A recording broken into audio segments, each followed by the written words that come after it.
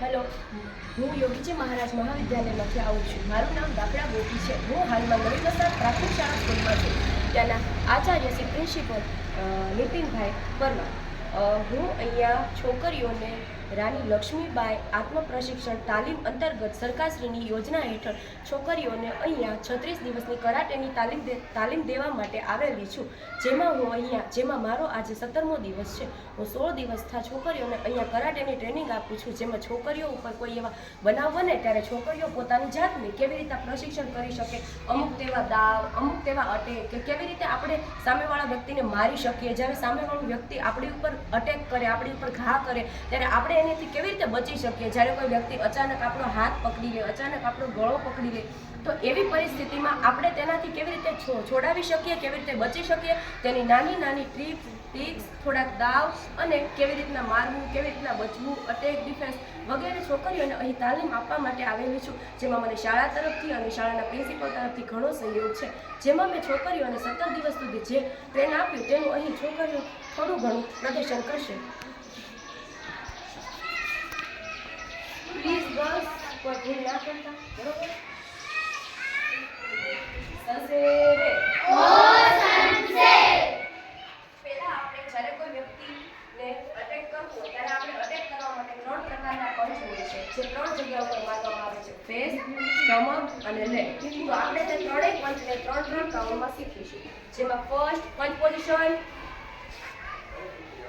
1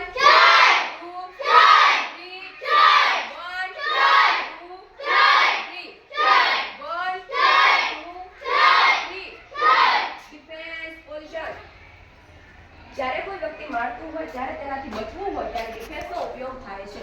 defence પણ પંચની જેમ 3 પ્રકારના હોય છે.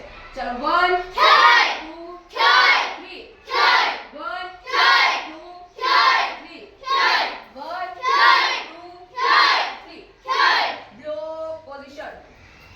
બ્લોક એટલે કે જ્યારે કોઈ વ્યક્તિ અટેક કરતું હોય ત્યારે તેનાથી બચવા માટે, એટલે કે આપણા બોડીની આટી કોઈ વસ્તુ આવી જાય તો સામેના વ્યક્તિનો જે ઘાવ હોય તે આપણા શરીરને લાગતો નથી. એના માટે બ્લોકનો ઉપયોગ થાય છે. જેમ પંચ, અટેક અને બ્લોક 3 પ્રકારના હોય છે, તેમ બ્લોક પણ 3 પ્રકારના હોય છે. ચાલો પહેલો બ્લોક 1 2 3 આ હેમર અટેક છે. જ્યારે કોઈ વ્યક્તિ આપણા માથા ઉપર ઘા મારે છે, બરોબર, ત્યારે આવી રીતે આપણે આપણા બ્લોક એટલે કે લોક, આપણો હાથ લોક થઈ જાય છે, તો એનો હાથ આપણે વાગતો નથી. જેમ કે અહીંયા છોકરીને કરી બતાવું છું. જ્યારે મેં એને મારો હાથ માર્યો ત્યારે તેણે એના હાથથી મારો હાથ લોક કર્યો. આવી રીતના બ્લોક ઉપયોગમાં આવે છે. ચાલો સેકન્ડ બ્લોક 1 2 3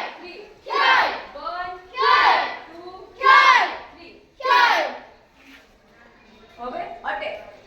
જ્યારે આપણે કોઈ વ્યક્તિને અટેક કરવું હોય તેના માટે અટેક 2 પ્રકારના હોય છે. જેમાં પહેલું અટેક 1 2 3. જ્યારે કોઈ વ્યક્તિને કાનના ભાગમાં આપણે પુશ કરીને પંચ મારવો હોય ત્યારે તેને અટેક કહેવાય છે. અહીંયા આવતી નથી.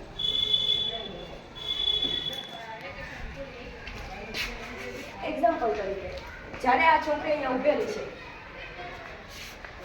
મેં એના કાનમાં પંચ માર્યો, આ સાઈડ પંચ, તો એને લાગી જાય એ રીતે. ચાલો 1 2 3 આ નેક અટેક છે. જ્યારે કોઈ વ્યક્તિને પંચ બનાવી અને દાઢીના નીચેના ભાગમાં મારવામાં આવે છે ત્યારે તે સેન્સિટિવ પાર્ટ કહેવાય, એટલે ત્યાં એ વ્યક્તિને વાગે છે, બરોબર. થોડી વાર માટે કમરી ચડી જાય છે. તો એ ફરીથી કરશું 1 2 3 4 5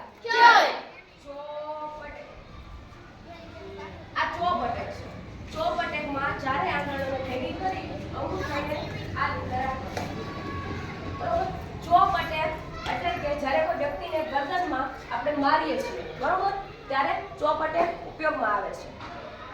એક્ઝામ્પલ તરીકે મેં આવી રીતના ચોપ અટેક રાખ્યો અને જુસ્સામાં આવી પાછળથી બેક જણા છોકરીને માર્યું તો એને વાગી જાય ગળામાં, એ રીતના. તો આને ચોપ અટેક કહેવાય.